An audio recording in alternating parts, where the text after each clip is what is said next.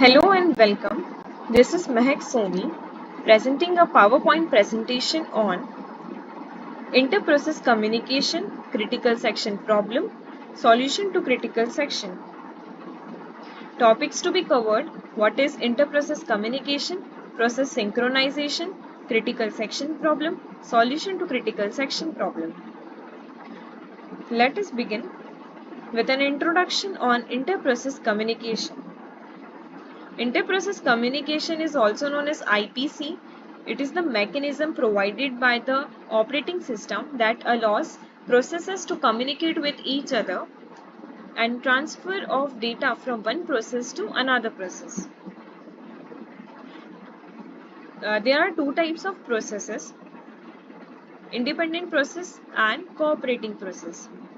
Independent process are those processes which cannot be affected by the other process that are executing in the system, and the process that does not share data with other processes. Cooperating processes are those processes which can affect or be affected by the other processes executing in the system, and the main point is that any processes that shares data with other processes is a cooperating process.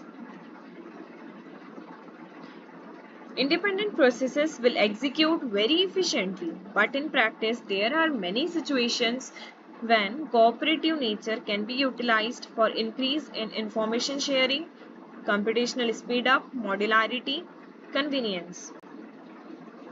There are two fundamental models of inter-process communication: shared memory and message passing. Shared memory is basically what? The shared memory is the shared memory model. In the shared memory model is the memory that can be simultaneously accessed by multiple processes. This shared memory region resides in the address space of the process, creating the shared memory segment.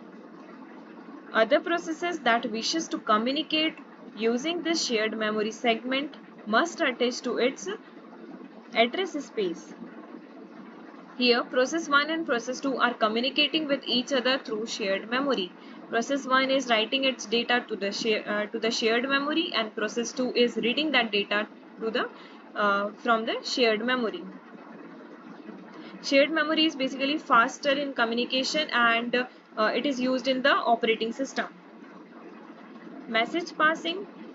Message passing allows multiple processes to read and write data to the message queue without being connected to each other. In this, processes are not connected to each other like shared memory. Messages are stored in the queue until their recipient retrieves them.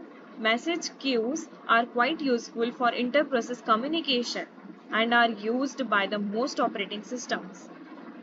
This message passing is slower in communication than shared memory. In this, process 1 and the process 2, process 1 is communicating with process 2 through message queue, and process 1 is writing its data writing its data or giving its message to the message queue, and then the process 2 is reading that data or message from the message queue. They are not connected to each other, and they are not sharing any region between them in the message queue. So now the process synchronization. What is process synchronization? Why do we use process synchronization? So process synchronization is basically what? If we have a cooperating processes that are synchronized in such a way that there will be no data inconsistency. Means that if data cannot be accessed or manipulated concurrently, which lead to the inconsistency. To avoid this inconsistency of data, processes need to be synchronized with each other. This is all what process synchronization do. It synchronized processes with each other to avoid inconsistency of data. Critical section problem. Each process has a segment of code called critical section, in which the processes may change in common variables, updating a table, writing a files, and so on. In critical section, Only a single process can be executed, other processes have to wait until the current process completes its execution. No two processes are executing in the critical section at the same time. Rules followed by the processes. There are some rules which are followed by the processes to assess critical sections. Each process must request permission to enter its critical section. The section of code implementing this request is the entry section. The critical section may be followed by a exit section, and the remaining code is the remainder section. Solution to the critical section problem. A solution to the critical section problem must satisfy the following three conditions: mutual exclusion, progress, bounded waiting. In mutual exclusion, out of groups of cooperating processes, only one process can be in its critical section at the point of time.